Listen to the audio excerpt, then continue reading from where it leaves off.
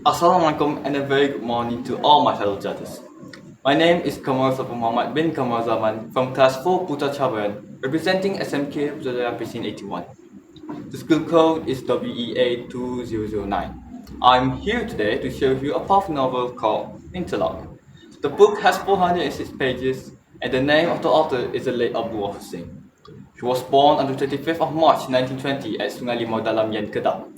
He was very well known for his level of expertise as a novelist and writer. He also achieved the National Literary Award in 1996, which makes him the 8th Malaysian National Laureate. Interlock was originally published by Angkatan Muda in 1971 and then published in a student edition in 2006 by Dewan Bahasa dan Pustaka. The book was then translated by the National Translation Agency, which was published in 2010 and then reprinted in 2012. Interlock was published in the hopes of awakening the value of unity and belonging between the Malays, Chinese, and Indians. This novel tells the story of human life consisting of three tribes who lived full of conflict due to living under the Japanese, Communist, and British colonial rule. It has four sections, which is compiled as one in the latest book. The first section tells the story of the Salman family. His father is Pak Musa and his mother is Mak Lima. They live in Kampung Nyo Condong. The Salman family has a very large paddy field and farmland, and because of that, their family is also considered as a rich family in the village. However, the secret of the ownership of the rice fields and the hamlet was revealed when Pak Musa died, where the land and the rice fields belonged to Ching Huat. Salman and his mother were asked to leave the land they occupied by Ching Huat. Ching Huat had actually arranged for Pak Musa to buy the land of the Malays because Ching Huat could not buy the land of the Malays. Without the knowledge of Mak Lumah and Salman, Pak Musa had made a written agreement that the land would be returned to Ching Huat when Pak Musa died. Because of that, Salman had to leave the village with his mother. The second section talks about the Ching Huat family.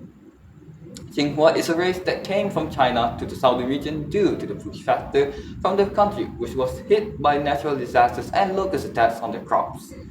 Ching Huat was still 10 years old when he came to Rang Tosalata. He came with his father, Kim Lok. Kim Lok left his wife in the village and took Ching Huat with him to the south region. After several weeks of sailing, Kim Lok and Ching Huat reached Singapore, where Kim Lok worked as a porter before becoming a ferryman, while Ching Huat worked as a waiter in a coffee shop. After that, with their available savings, Kim Lok went to Penang to look for an opportunity to buy land and finally reached a small area called Simpang Empat. There, he opened a grocery store that eventually became prosperous because the store was the focus of estate workers and farmers. Time passed and the thriving store was inherited by Ching Huat, who was married with 4 children. Ching Huat continued to live with his wife and 4 children, the boys named Yu Hong and Yu Seng, while the girls were named Bo Heng and Bo Keng. In the third section, the author talks about Maniam, who represents the Indians. When Maniam was 30 years old, Maniam came to Penang of his own free will because he heard stories from the villagers that it was easy to earn money there. Maniam, who was married, left his wife and promised to send him money every month to his wife. In Penang, Maniam worked as a port laborer. After working for a while, Maniam was able to send money to his wife through his friend Pillay. Unfortunately, Pillay did not deliver the money.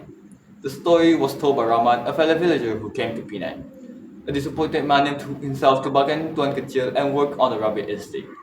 Not long after working, Maniam moved to a rubber plantation owned by the English in Jangkat Lima. In this estate, Maniam is a good worker and is much loved by the estate standard Peruma. Maniam eventually married Malini, Peruma's daughter. However, the marriage did not last long when a worker at the estate broke the news that Maniam was already married and was not responsible for his wife. Maniam decides to leave Malini, who is very much loved due to being bullied by the estate worker. At that time, Malini was pregnant with her first child. On the night he left the estate, he was attacked by several hostile people until he had passed out. He only woke up when a Malay named Musa saved him. They became good friends and worked at the Changkat Janggus garden until Musa decided to quit and return to his village on the pretext of getting married. The fourth section is the resolution of this story. The fourth section talks about Salman and his mother, who arrived at the Changkat Janggus garden after leaving the village. There, he met Mariam, who was the guardian of the garden. Salman was accepted to work there because Mariam found out that Salman was the son of Musa, who saved him a long time ago. Also on this plot, Salman married Gaya, the daughter of Mak Rangi in Kampung Nyo Condong. The Japanese come to Ching Huat's shop and the terrified Bo Eng escapes and is rescued by Salman and his mother. The fourth section also talks about Mariam being captured by the Japanese army, where he was interrogated by a young inspector named Ramakrishnan. In the interrogation session, Manya found out that Krishna was his child with Malini whom he abandoned while still pregnant. Because of that, Manya was released.